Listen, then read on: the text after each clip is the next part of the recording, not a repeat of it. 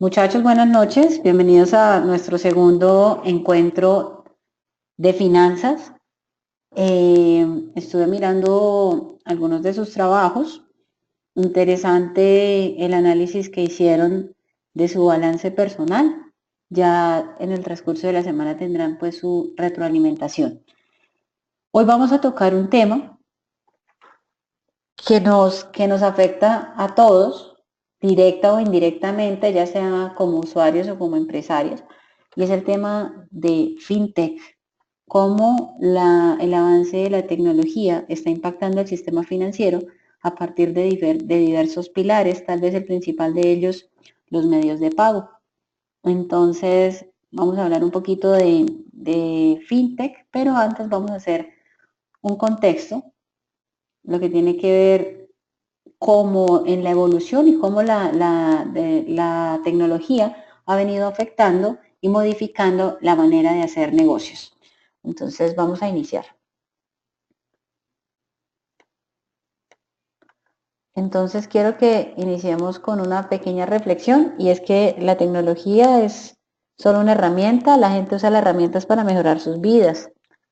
Así como en algún momento los chinos inventaron la pólvora para divertirse y luego esta se convirtió en un pilar de guerra, lo mismo ha pasado con la tecnología. El mal uso o el buen uso, pues depende de las personas. No podemos decir que la tecnología es buena o mala, porque los buenos o malos somos quienes hacemos uso de ella. Entonces quiero partir por esa reflexión. Una vez hecha esta reflexión, pues vamos a iniciar diciendo que toda idea nueva tiende a ser rechazada y precisamente tiende a ser rechazada por algo muy, muy importante que es el desconocimiento. Yo creo que desde la prehistoria cuando crean este avance significativo que es la rueda, también tuvieron sus contradictores, porque si estaban acostumbrados a hacer las cosas de una misma manera por mucho tiempo, sin necesidad de que esa forma fuera la mejor, pues llegan una idea innovadora y no todo el mundo tiene la capacidad de reconocerla. Entonces, este es un slide que me gusta porque nos deja esa reflexión y además se complementa con este otro y es la primera protesta en contra de las nuevas tecnologías. ¿Listo? Bueno, con ese contexto entonces vamos a hablar de algunos negocios que han venido cambiando precisamente en función de esa tecnología. Y ese primer ejemplo que quiero que hablemos es el negocio fotográfico. Hace algunos años, el negocio de la fotografía para empresas como Kodak, como Fotojapón y otras tantas, el negocio era la venta de rollos, la venta de equipos y por supuesto el revelado. Pero si miramos ese timeline, hoy ya no tenemos el mismo sistema de negocio. Hoy encontramos que la mayoría de las personas ni siquiera utilizan cámaras. Ya no utilizamos rollos. Entonces el negocio de los rollos se acabó. Utilizamos cámaras, pero ya no hay revelado. El negocio de revelar fotos definitivamente murió. Entonces, para empresas como Kodak, cuyo core era vender cámaras, rollos y revelar fotografía, cambió totalmente. Hoy la mayoría de personas tomamos nuestras fotos con este aparatico.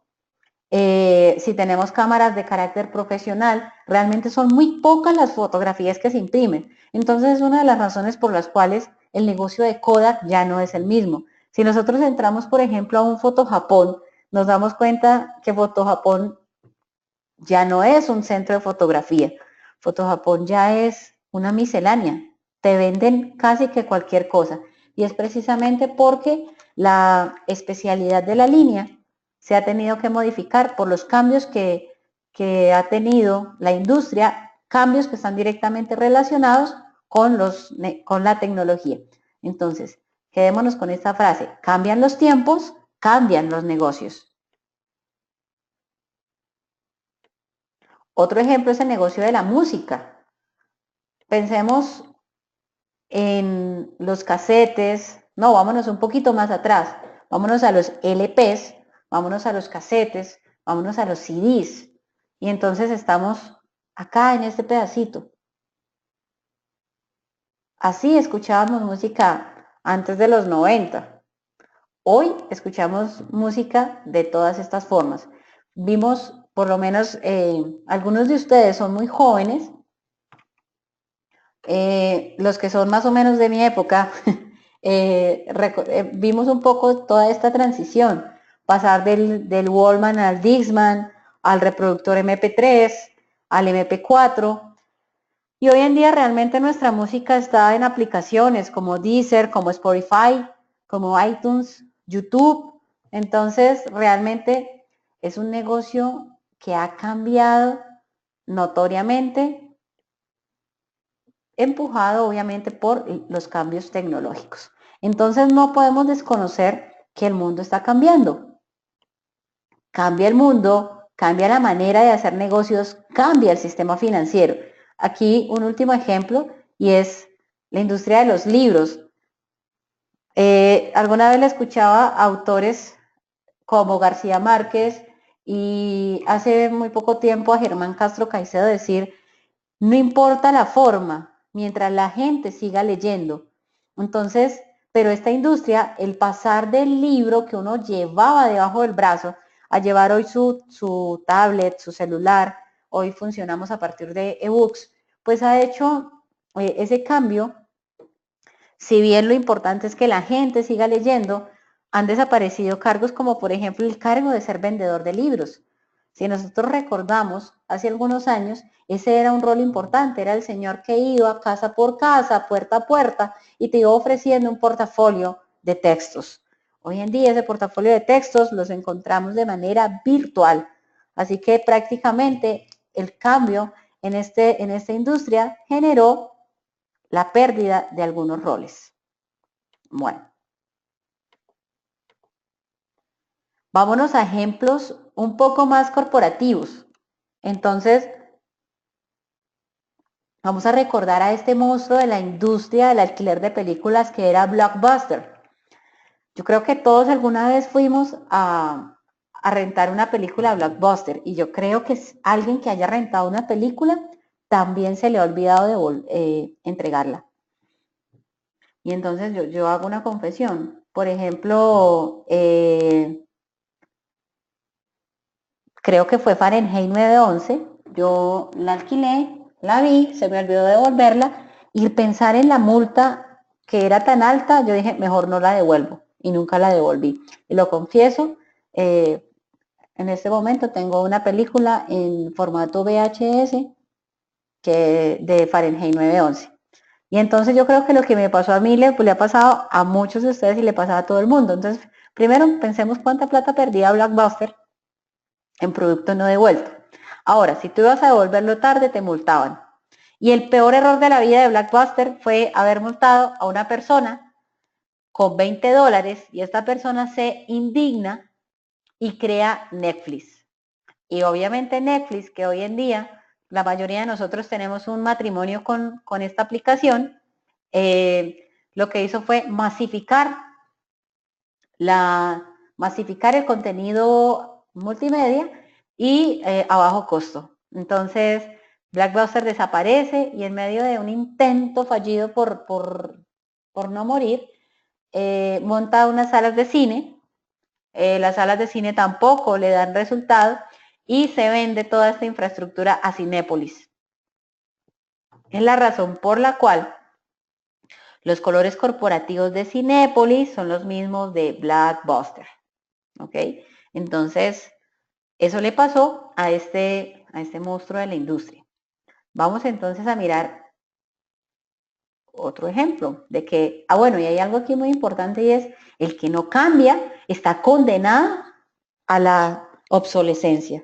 Entonces, las personas, los negocios que no van al ritmo de la tecnología, pues van a quedar obsoletos. Entonces, acá tenemos otro ejemplo, Uber. Uber realmente es una plataforma de interacción entre oferta y demanda. O sea, Uber es un mercado. Uber es un mercado financiero donde interactúan la oferta y la demanda. Y obviamente está tumbando monopolios como los taxis. Y cuando hablo de monopolios, hace algunos años uno diría, tengo una plata, ¿en qué la invierto? No, pues cómprate un taxi, que eso da mucho dinero. Si le funcionó a don Uldarico, propietario de más de 5.000 taxis, entonces, ¿por qué no me va a funcionar a mí? Pues bien, cambian los tiempos, llega Uber y hoy el tema de los taxis es diferente. Entonces, otro ejemplo de cómo cambian los tiempos, cambian los negocios. Airbnb, otro gran ejemplo de cómo nos encontramos en una era denominada economía digital, nuevas finanzas y por supuesto esto hace parte de un sistema financiero colaborativo. Entonces Airbnb es una aplicación que ha golpeado durísimo a las grandes cadenas hoteleras. Airbnb consiste en, algunos de ustedes lo conocen, Airbnb consiste en rentar una habitación o varias que tengas en tu casa, en tu apartamento, a viajeros temporales. Es un negocio de confianza, donde tú confías en la persona que llega y la persona que llega confía en el casero. Surge precisamente también en un momento de indignación porque unos chicos se quedan sin cómo pagar su estancia en un país, en otro país, y aparece Airbnb. ¿Qué es Airbnb? Una plataforma de conexión entre oferta y demanda. Personas que necesitan hospedarse y personas que tienen un hospedaje disponible. Entonces, hace algún tiempo, viajar era como un tema de pronto para las personas adineradas. Luego aparece el concepto como de los mochileros y vamos a la aventura. Y entonces también aparecen las aerolíneas de bajo costo. Y el problema para viajar ya no eran los tiquetes aéreos, ya no eran los destinos. El problema eran los hoteles. Los hoteles seguían siendo estrictamente costosos. Pues Airbnb ha solucionado ese problema. Y ahí está. El logo de Airbnb surge de personas, lugares, amor, confianza. Y ahí está Airbnb. Y pues bueno, ha ganado bastante. Este slide tiene información del 2015 y muestra cómo Airbnb a nivel mundial está más o menos muy cerca a líneas como Marriott o Hilton. Y eso es a 2015, en 2016 estoy completamente segura que el panorama cambió. Yo me atrevería a pensar que Airbnb ha superado alguno de estos dos. Bueno, entonces ahí vamos viendo cómo los cambios son notorios. Y nos queda una reflexión. El poder económico en la economía tradicional lo tenían quienes tenían los bienes, es decir, trabajo, tierra y capital. Si vamos un poco más atrás, nos podemos dar cuenta que en una economía agrícola, estoy hablando de la época más o menos feudal, el que tenía la tierra tenía el poder y el que no tenía tierra le tocaba ser esclavo del que tenía la tierra. Y entonces ahí aparecen los feudos y los señores feudales. Llega la revolución industrial con Mijailov, creo que a todos nos tocó leer este texto en el colegio, y entonces el que tenía el poder era el que tenía el dinero, o sea, el que tenía el capital para comprar infraestructura, y el que no tenía infraestructura tenía que ser obrero. Esa fue la era industrial. En este momento el poder lo tiene el que tiene la tecnología y el que tiene las ideas. Ya no tiene el poder el que tiene el dinero. En este momento estamos en una economía donde pensar vale. Estamos en una era donde el mayor activo financiero es el que está en nuestra cabeza. Entonces, este slide hace alusión, yo me imagino que es ese pobre Copérnico en la hoguera por decir que la Tierra no era plana. Y en ese momento no estamos en esa era donde te quemaban por pensar. No está prohibido pensar. Y debemos tener algo súper presente. Y es que ninguna idea es absurda. Los absurdos somos nosotros que pensamos que las ideas no son buenas. Entonces, aquí quiero compartirles un video. Está colgado ahí en el aula virtual sobre algunas ideas que si en algún momento, cuando tuvimos Tamagotchi, pensamos que era absurdo tener una mascota que era un relojito que pitaba cada rato, pues créanme que hay ideas un poco más, Necesitas una página web. ¿Por qué no hacerla tú mismo? Con un, Wix po, tú mismo puedes crear. un poco más absurdas que esa y que han sido millonarias. Entonces, vamos a mirar muy rápidamente algunas de esas ideas y ustedes luego lo van a terminar de ver. Millonario. Pues en esta lista verás 10 negocios más absurdos que se volvieron millonarios. Número 10. Una roca como mascota. Si pensaste que Tamagotchi era un invento absurdo para el sustituto de la mascota real, pues existe algo más absurdo y es la Pet Rock. Tal cual, una piedra como mascota. Viene además con un pequeño libro con indicaciones de cuidado para la piedra. Más chistoso es que las instrucciones nos dicen que no dejamos que muera. El genio creador de esto es Gary Gold, que durante los primeros 6 meses de la Pet Rock en el mercado ganó cerca de 15 millones de dólares, más todas las ganancias que vinieron después. Número 9. Goggles, gafas para perros. Si ya había ropa, hoteles e incluso spa para perros, ¿por qué no vender gafas para las mascotas? La empresa Goggles tuvo esta idea desde hace 6 años atrás. Sus dueños han logrado hacerse millonario vendiendo gafas para tomar el sol o bucear. Sí, para perros. Muchos intentaron piratear su modelo de negocios y les ha ido bien, pero esta empresa fue la pionera en ello. Número 8. Huesos de la suerte artificiales. En muchos países es tradición partir un hueso de pollo o pavo entre dos personas. El que se queda con el pedazo más largo puede pedir un deseo. A Ken Nori le fastidiaba que cada año en el Día de Acción de Gracias solo 2 personas de los presentes pudieran participar, de forma que se le ocurrió fabricar huesos de plástico y distribuirlos para que todo el mundo pudiera participar en esta tradición. Las ventas ascendieron a más de 2.5 millones anuales. Número 7. Santa May. Esta idea tan simple, 9 millones de dólares en Estados Unidos. Lleva 13 años en funcionamiento y lo que hace es enviar por el módico precio de 9 dólares una carta firmada por el mismísimo Santa Claus a cualquier niño. Reciben tantos pedidos cada Navidad que el 18 de diciembre ya dejan de recibir pedidos porque no dan abasto. Escriben más de 300.000 cartas de Santa Claus personalizadas a cada niño. Como sé que las personas que ven este video ya tienen edad suficiente, les digo un secreto. Santa no existe. Número 6. Recogedor de caca de perros a domicilio. A mi parecer este servicio solo lo contratan personas adineradas o muy flojas. Pero este negocio nació en la necesidad de Matthew Onslow, ciudadano de Columbus, Ohio, que andaba en apuros económicos en 1987, con 2 empleos precarios, una esposa, una hija y otro bebé en camino. Necesitaba una nueva fuente de ingresos. Su fortuna dio un giro cuando se enteró de que en la ciudad había más de 100.000 perros. Entonces se le ocurrió la idea de ofrecer un servicio de limpieza a jardines de los dueños de estos canes.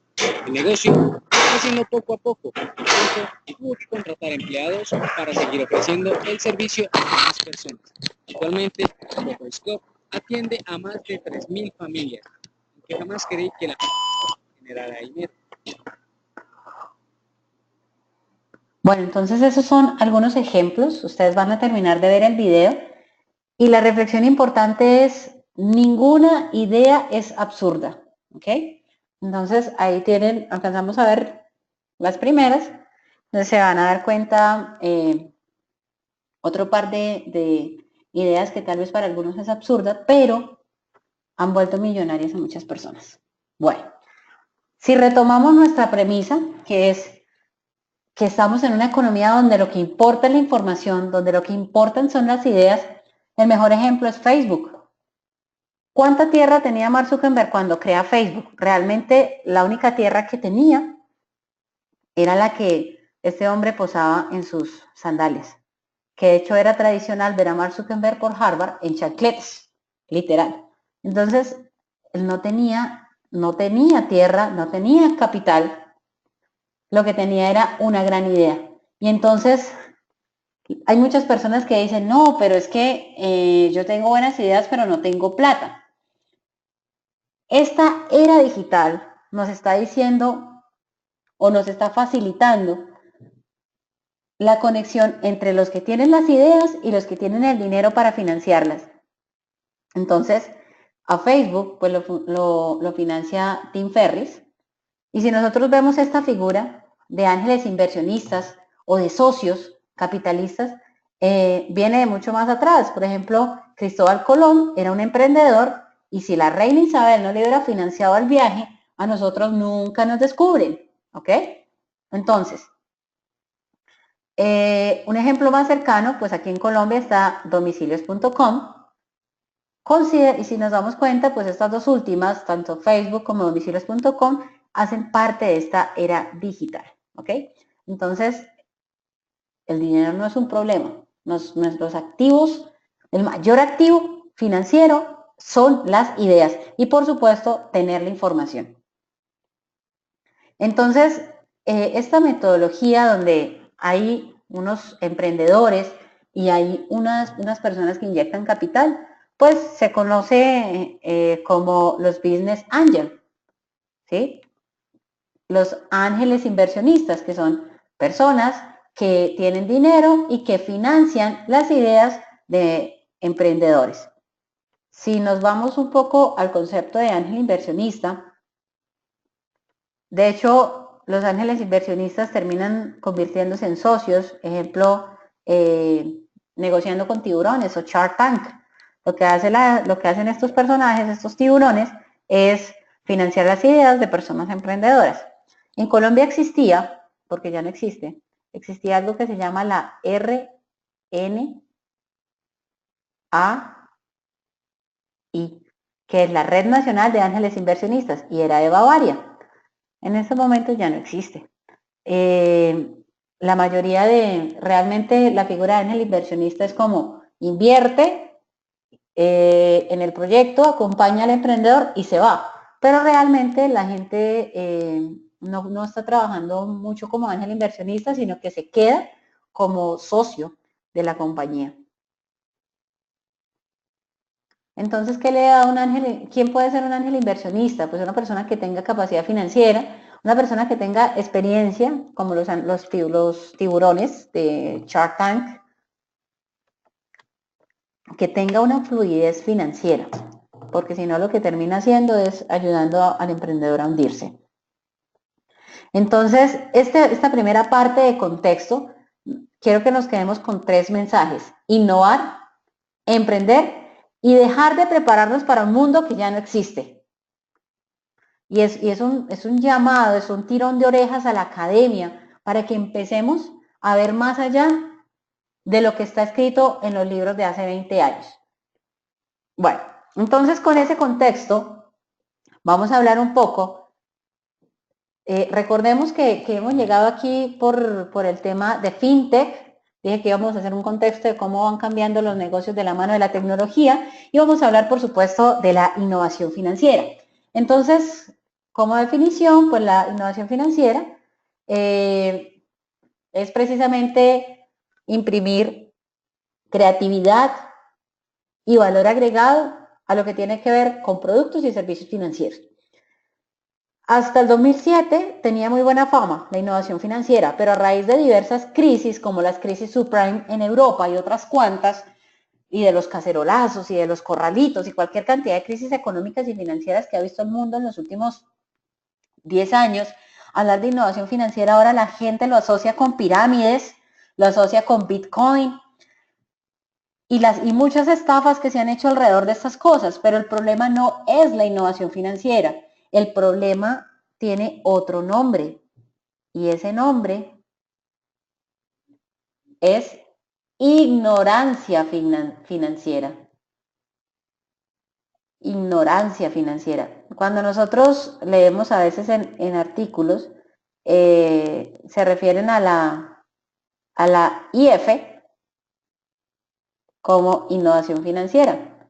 Pues sí, la IF es la culpable de muchas cosas, pero no la IF de innovación financiera, sino la IF de ignorancia financiera. Por eso es que creemos en negocios que rentan al 300%.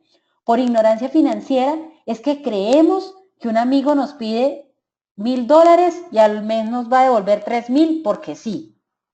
No, realmente por culpa de todas estas cosas es que a la innovación financiera se le ha echado la culpa de muchas crisis y realmente es nuestra ignorancia financiera la única culpable. ¿Cuál es la solución ante todo esto? Educación. Educación financiera.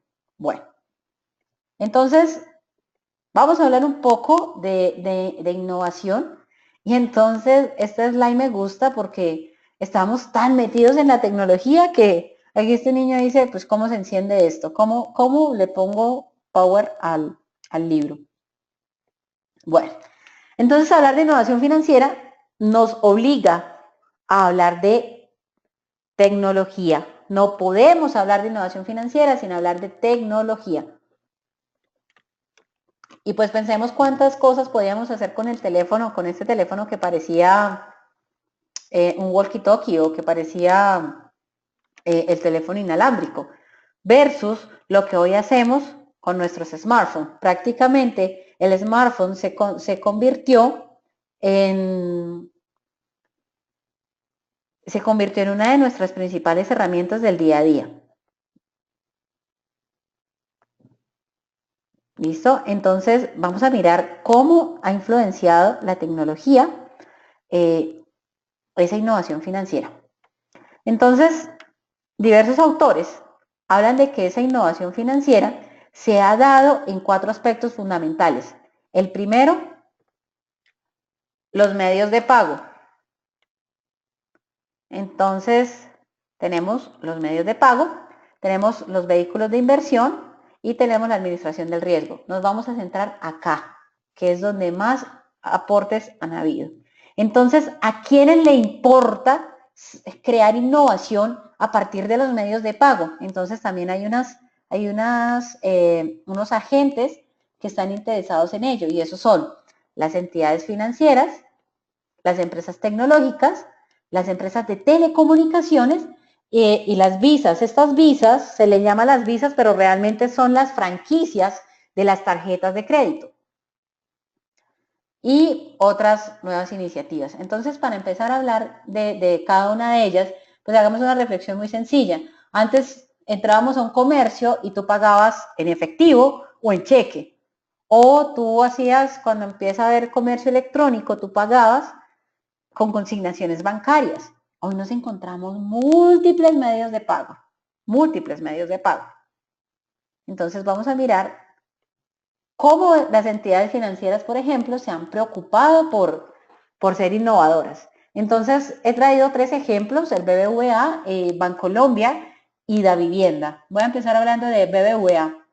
BBVA fue el primer banco o el primer grupo financiero en crear una billetera virtual. Su billetera virtual se llamaba Wiso y empezó a funcionar en Europa. Entonces, la billetera virtual pues era un casillero de dinero, tú tenías dinero en tu aplicación y podías hacer transacciones con él. Luego aparece BBVA y entonces en BBVA crean una iniciativa que es el InvestBot. Ese InvestBot es un robot de inversiones. Cuando hablo de robot, pues no pensemos en que es un tipo robotina de los supersónicos. No, en realidad es un software que toma decisiones de inversión. Entonces, aquí está InvestBot. Es un robot que toma decisiones de inversión, súper importante. InvestBot optimiza y diversifica eficientemente tu portafolio en fondos de inversión de renta fija y renta variable. ¿Cómo funciona el robot? Pues a partir de unos parámetros de análisis técnico y fundamental para la toma de decisiones de inversión, pero lo importante es cómo Bancolombia ha logrado sistematizar la toma de decisiones de inversión. Volvamos a, ¿qué más ha hecho Bancolombia en temas de innovación? Pues ahorita está apoyando todo lo que tiene que ver con emprendimientos tecnológicos. Ustedes pueden revisar este link de apoyo a la innovación. Bueno, está Davi Plata. Davi Plata arrancó su carrera innovadora con Davivienda, arranca su carrera innovadora con el Davi Plata. Y hoy con la tecla de la casita roja. Tú puedes estar en WhatsApp, tú puedes estar en Facebook, tú puedes estar en Twitter o en cualquier red social y con tu tecla de la casita roja puedes hacer transacciones. Entonces, he traído a colación esas tres instituciones financieras que, digamos, están altamente preocupadas por innovar en medios de pago.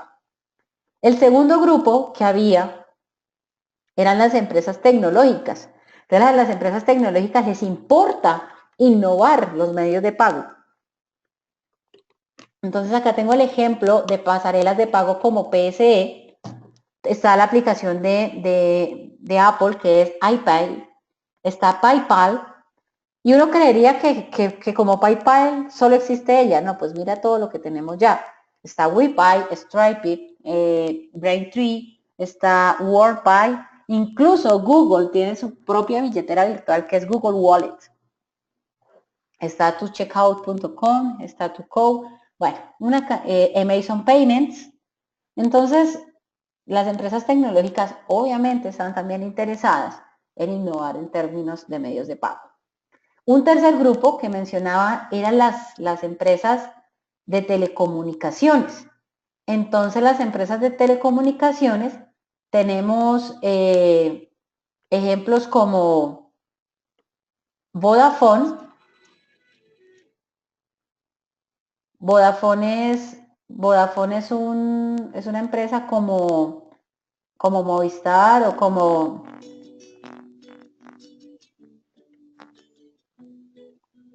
Cada mañana abro el armario y digo, ¿qué me pinto hoy?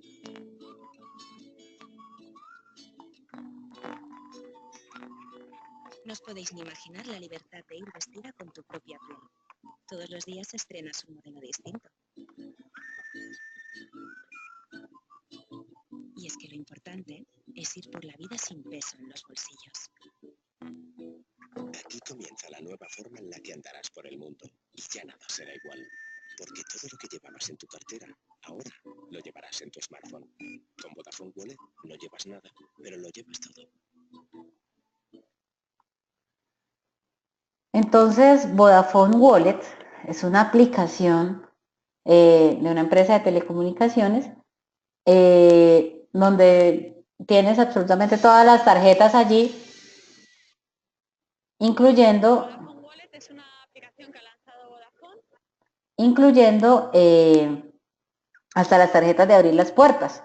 Entonces, en este tercer video que está ahí colgado en su aula virtual, tiene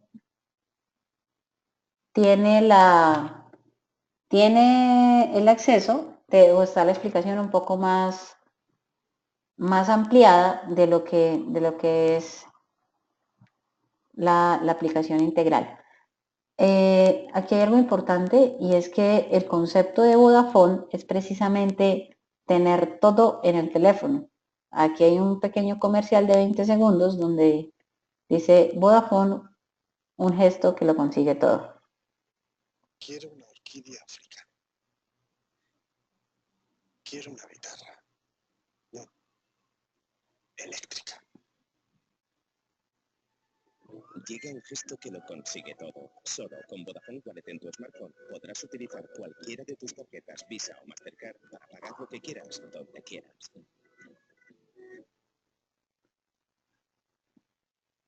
Y entonces Orquídea africana. les decía que Vodafone es una empresa como Tigo, como Claro, como Movistar.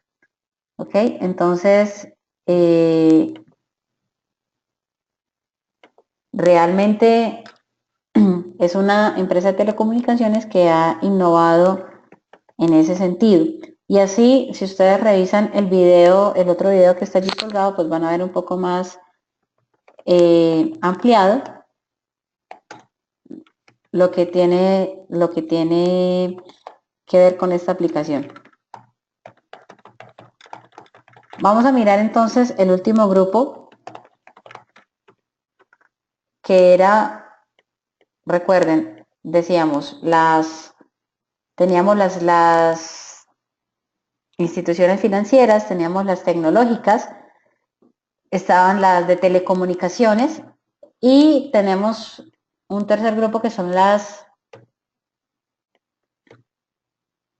visas, que realmente no son las visas, sino son las franquicias de las tarjetas de crédito.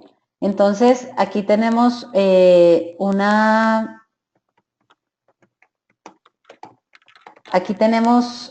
una iniciativa que es una empresa que se llama Swipe. Ellos son expertos en biometría y han creado junto a Visa y Mastercard las tarjetas contactless, es decir, que no tienen contacto ni a través de un chip ni de una banda magnética. Lo hacen, bueno, les voy a mostrar de qué manera lo hacen.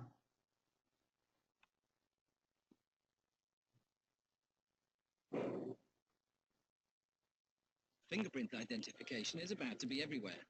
You've seen it in the movies, on smartphones and tablets, and now also on your payment card. Let me show you. Let's say I'd like some water. Quick, isn't it? And it's highly secure. And let me show you why. This is my payment card, and this is my PIN code. I place it here, and I swipe. That's it. And if there's only a chip terminal, that's no problem either. And there's no transaction limits. Forget your PIN codes. Forget your passwords.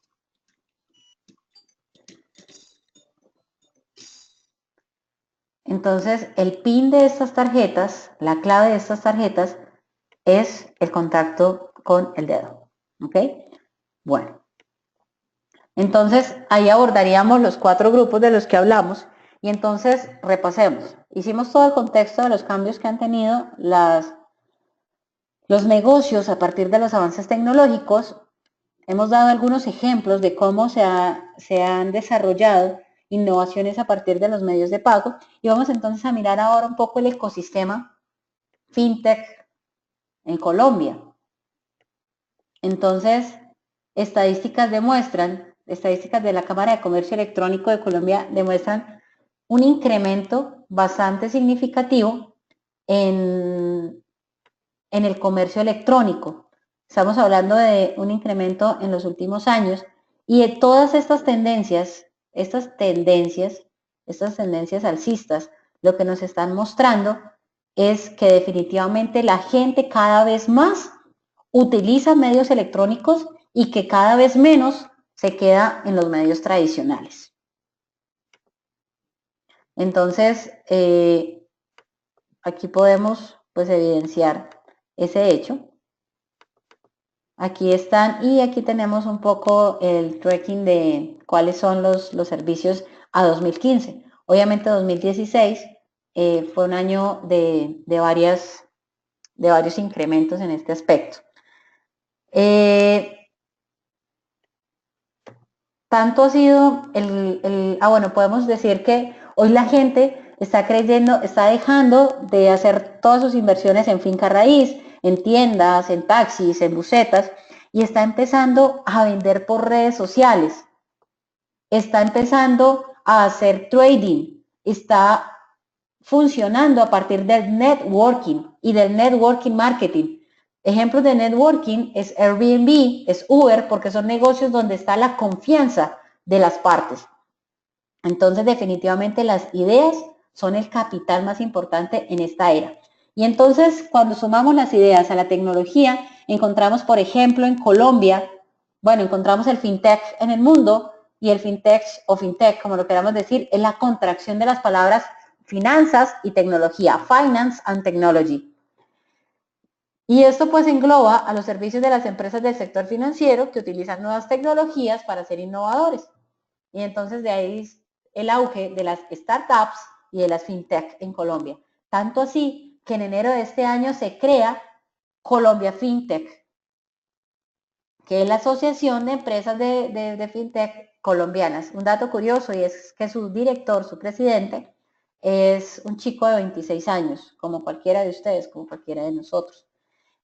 Aquí quiero hacerles la invitación para que ingresen a la página de Colombia Fintech y miremos la cantidad de convocatorias y la cantidad de eventos a los que ustedes tienen acceso. Realmente, entonces, bueno, tenemos como noticias. Este es Edwin Sasipa, él es el director de Colombia Fintech. Y tenemos aquí unos cronogramas de eventos a los cuales ustedes pueden participar. Son eventos gratuitos. Hay conferencias, por ejemplo, este FinTech Conference 2017 va a ser un eventazo. Entonces, ustedes pueden inscribirse, les invito a que cacharreen esa página. Bueno, eso es más o menos el panorama, el ecosistema FinTech actualmente en Colombia. Y quiero finalizar con una reflexión, y es que el mundo cambia. No tenemos la culpa de nacer pobres, pero sí de continuar siéndolo. Tenemos que ir al ritmo de la tecnología, tenemos que ir al ritmo de los cambios. Tenemos que dejar de prepararnos para un mundo que ya no existe y que la principal herramienta es el conocimiento. Entonces finalizo con este slide que dice, ¿estás preparado para el mundo de hoy o apenas estás entendiendo un mundo que ya no existe? Entonces con esas reflexiones nos vamos esta semana con dos actividades. Una es un foro donde ustedes van a participar a través de dos preguntas. La primera pregunta dice, ¿cuál consideras que es el papel de la educación en la innovación? Y la segunda pregunta dice, desde tu programa de formación, ¿cuál es el impacto y el aporte de la innovación financiera? Porque definitivamente nos vemos inmersos en la innovación financiera, ya sea como usuarios o como creadores de la misma, pero que nos alcanza, nos alcanza. Y la segunda actividad es que en este curso vamos a trabajar un proyecto y ese proyecto, que lo vamos a entregar en la 8ª semana, va a ser una propuesta de innovación financiera. Entonces, voy a dar un ejemplo que ya está creado. Mi propuesta va a ser la creación de una app para dividir la cuenta cuando salimos con nuestros amigos. Esa ya existe, así que no la hagan. Pero ese es el ejemplo. Entonces, en la 8ª semana, ¿qué vamos a entregar? Vamos a entregar la descripción, pues en un formato que ya más adelante van a conocer, la descripción de esa propuesta. No es que vayan a desarrollar la aplicación, pero sí vamos a hacer una descripción detallada de la misma. Esta semana, ¿qué vamos a hacer? El anteproyecto. O sea, esta semana ustedes van a completar un formato que está allí en el aula virtual, donde van a plasmar esa idea de innovación. No es súper importante que revisen lo que hay, para que de pronto no pensemos que estamos creando lo último, cuando realmente lo que ocurre es que somos los últimos en enterarnos que eso existe. Entonces, esas serían las dos actividades de esta semana. Muchísimas gracias por su atención. Nos vemos entonces el otro miércoles. Cualquier inquietud, cualquier cosa, con mucho gusto, como lo hice durante toda la semana, les estaré respondiendo a través de su correo, a través del aula virtual y a través del WhatsApp. No olviden entonces las dos actividades, el foro y el anteproyecto. Que tengan una feliz noche.